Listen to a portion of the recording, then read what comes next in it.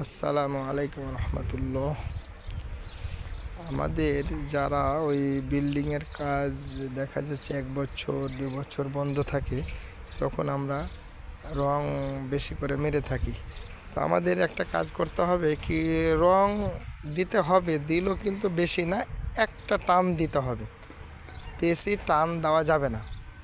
এই বেশি টান দিলে দেখা যাবে কি ওই রংটা আপনার উঠতে একটু সমস্যা হবে। তাই আমরা এখন একটা পদ্ধতি বের করেছি, সেটা হচ্ছে কি 1 কেজি চুনে 250 গ্রাম সোডা দিতে হবে। সোডা দেওয়ার পর সেটাকে ভালোভাবে মেশাতে হবে।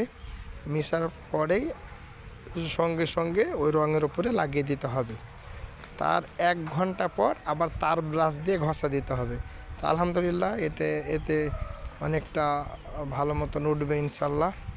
হ্যাঁ, আমরা এই যে উঠাইছি অলরেডি, দেখেন।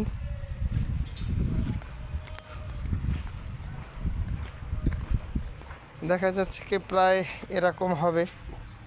এরকম হবে। তো যারা দেখা যাচ্ছে এটা একটা পদ্ধতি, আপনারা এভাবে উঠাতে পারেন। আচ্ছা, তো আমাদের নতুন নতুন ভিডিও পেতে আপনারা দয়া করে সাবস্ক্রাইব করুন।